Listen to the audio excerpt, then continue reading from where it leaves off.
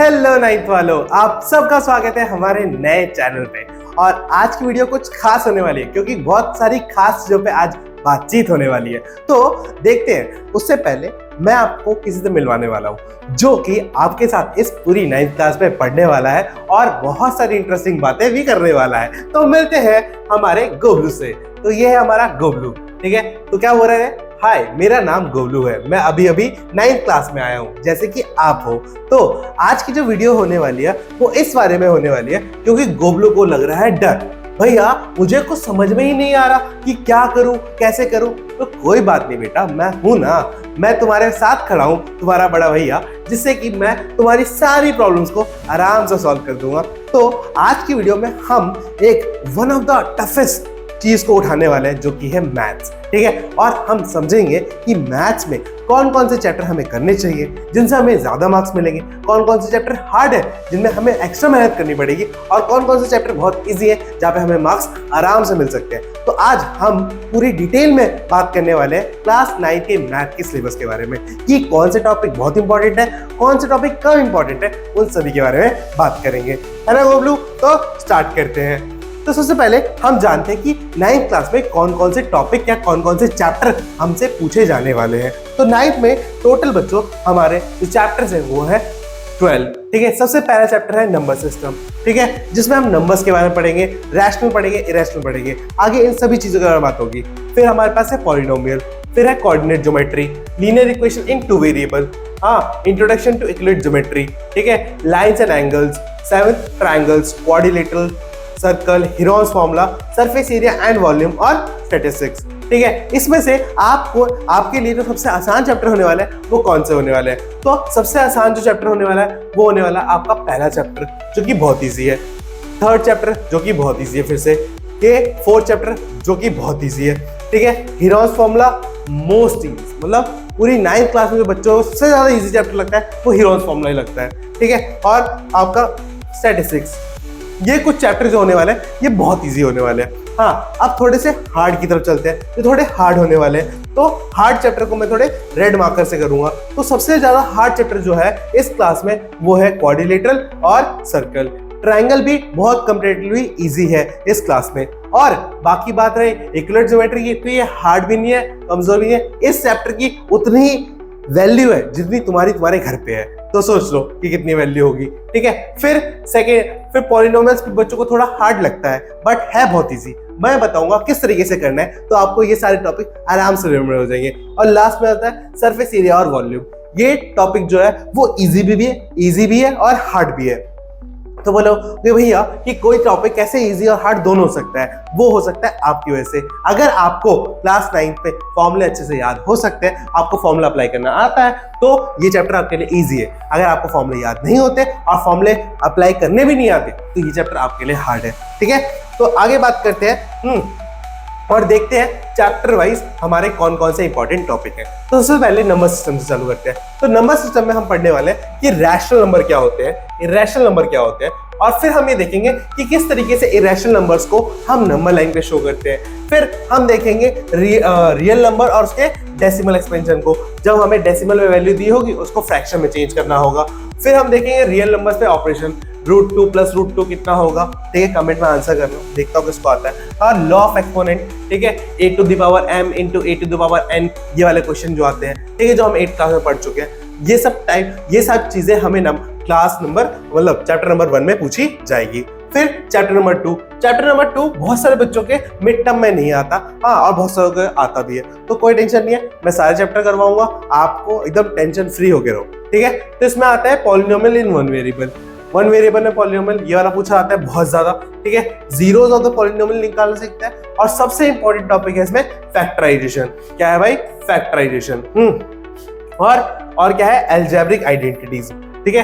तो algebraic identities में कौन सी आएंगी? वही a + b का होल स्क्वायर और a - b का होल स्क्वायर। ये सारे फॉर्मूले आपको इस चैप्टर में देखने को मिलेंगे, ठीक है।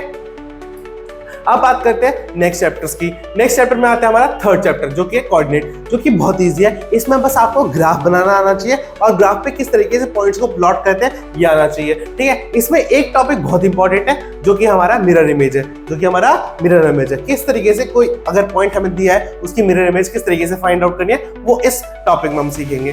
ठीक है, फिर है लीनियर इक्वेशन इन 2 वेरिएबल। इसमें हमें सॉल्यूशन फाइंड करना आना चाहिए जो कि बहुत इजी है, कोई टेंशन लेने की बात इसमें नहीं है। ठीक है, और एक ग्राफ ड्रॉ करना भी इसमें सीखना पड़ेगा हमें। ठीक है, फिर इक्विलिब्रियम ज्योमेट्री बच्चों एक तरह से रट्टाफिकेशन वाला चैप्टर आप मान सकते हो, क्योंकि इसमें आपको थ्योरम्स पढ़नी होगी, पोस्टुलेट पढ़ने होंगे और प्रूफ के बारे में थोड़ा बहुत जानना पड़ेगा। इसमें से हार्डली 1 नंबर का ही क्वेश्चन पूछा जाता है। इस चैप्टर की मैंने बोला ना उतनी ही वैल्यू है जितनी आपके घर पे है, तो आप सोच लो कितनी वैल्यू आपकी है। ठीक है, उस हिसाब से इस चैप्टर की तैयारी आपको करनी है। ठीक है, अब आगे बढ़ते हैं। आगे है lines and angle. Lines and angle जो चैप्टर है वो भी इजी चैप्टर में ही काउंट होता है अगर आपको प्रॉपर्टीज याद है अच्छे से। ठीक है, क्योंकि इसमें बहुत सारी प्रॉपर्टी ऐसी लगेंगी जो हमने 8th क्लास में, 7th क्लास में, 6th क्लास में पढ़ी हुई है। तो अगर आपको वो प्रॉपर्टीज नहीं आती तो ये चैप्टर आपके लिए हार्ड होने वाला है। ठीक है, फिर ट्रायंगल्स की बात करते हैं। ट्रायंगल्स में हम बात करेंगे कॉन्ग्रुएंट ट्रायंगल की, उसके बाद उसकी 3 प्रॉपर्टी SAS और ASA, RHS, ये सब चीजों के बारे में हम बात करने वाले हैं। ठीक है, फिर स्टैटिस्टिक्स के बारे में बात करेंगे। स्टैटिस्टिक्स में हम बार ग्राफ पढ़ेंगे, हिस्टोग्राम पढ़ेंगे। ठीक है, ये सारी चीजें हम पढ़ने वाले हैं। ठीक है, अरे अब एक चैप्टर तो बचेगा क्वाड्रिलेटरल। क्वाड्रिलेटरल में बच्चों हम क्या पढ़ेंगे, प्रॉपर्टीज ऑफ डिफरेंट क्वाड्रिलेटरल। जैसे कि आपको पता होगा कि एक रेक्टेंगल होता है, एक स्क्वायर होता है, एक पैरेललोग्राम होता है, एक रोम्बस होता है, इन सब की अलग अलग प्रॉपर्टी है। और इसमें सबसे इंपॉर्टेंट जो टॉपिक है बच्चों वो आपका ये है मिड पॉइंट थ्योरम। इससे इंपॉर्टेंट टॉपिक इस पूरे चैप्टर में कोई सा नहीं है, क्योंकि ये 10th क्लास में भी आएगा और उसका प्रूफ भी बहुत बार पूछा जाता है। ठीक है, और ट्रायंगल चैप्टर से मैं चीज भूल गया, CPCT प्रॉपर्टी जो है ये भी बहुत इंपॉर्टेंट है आपके लिए। ठीक है, तो अब आगे बढ़ते हैं और देखते हैं नेक्स्ट। अब सर्कल आता है। सर्कल में बच्चों सर्कल की जितनी भी थ्योरम्स है वो 9th क्लास के लिए तो इंपॉर्टेंट है ही, साथ में इनके सारे के सारे थ्योरम्स जो है और उसके प्रूफ 10th क्लास के लिए भी बहुत ज्यादा इंपॉर्टेंट आते हैं, बहुत ज्यादा इंपॉर्टेंट होते हैं। और इस पे जो क्वेश्चन आएंगे वो किस पे बेस्ड आएंगे, थ्योरम पे बेस्ड ही क्वेश्चन आपसे पूछे जाएंगे। ठीक है, और फिर बात करते हैं सरफेस एरिया और वॉल्यूम के बारे में। सरफेस एरिया और वॉल्यूम के बारे में हम बात कर चुके हैं कि इसमें आपको मोस्टली आपको फॉर्मुलेज याद रखने पड़ेंगे, और फॉर्मुले आपके लिए कम कर दिए गए। आपको सिर्फ कोन का फॉर्मूला, स्फीयर का फॉर्मूला और हेमिस्फीयर का फॉर्मूला ही याद रखना है, और उसका भी सरफेस एरिया और वॉल्यूम, ये 2 चीजें आपको करनी है। और साथ में इसमें एक बहुत इंपॉर्टेंट टॉपिक आता है कंपेयरिंग वॉल्यूम्स का। ठीक है, जहाँ पे एक स्फीयर को दूसरे स्फीयर के कंपेयर कर देगा, अर्थ को मून के कंपेयर कर देगा और उससे रेडियस पूछ लेगा। तो इस टाइप के क्वेश्चन भी इससे बहुत ज्यादा बनते हैं। हाँ, और लास्ट हमने स्टैटिस्टिक्स की बात तो कर ही ली थी। स्टैटिस्टिक्स में आपको बार ग्राफ बनाना आना चाहिए, हिस्टोग्राम बनाना आना चाहिए, लाइन ग्राफ। ठीक है, और लेंथ ऑफ द रेक्टेंगल भी बहुत इंपॉर्टेंट है। इसमें लेंथ ऑफ द रेक्टेंगल का एक ही क्वेश्चन है, और इस टाइप के 2 ही, देखो एनसीईआरटी में तो 2 ही क्वेश्चन है। ठीक है, आरएस में भी 2-3 क्वेश्चन है। तो अगर इन क्वेश्चन को आप अच्छे से कर लोगे तो इनमें से कोई ना कोई एक आ जाएगा, अगर आएगा। ठीक है, तो ये भी बहुत इंपॉर्टेंट टॉपिक है जो आपको करना है। बात समझ में? हाँ, तो ये तो बात होगी भैया कौन कौन से इंपॉर्टेंट टॉपिक्स है। अब बात करते हैं भैया कौन सा चैप्टर या कौन सा यूनिट सबसे ज्यादा मार्क्स का आता है। तो जैसे कि आप देख सकते हो नंबर सिस्टम जो है वो हमारा 8 नंबर का आता है। कितने नंबर का आता है? 8 नंबर होगा आता है। ठीक है, तो 8 नंबर का नंबर सिस्टम हो गया। जो अलजेब्रा वाली यूनिट है जिसमें chapter number 2, chapter number 3, chapter number 4 ये आते हैं, ये टोटल 17 नंबर बनाते हैं। टोटल 17 नंबर का आता है इसमें से।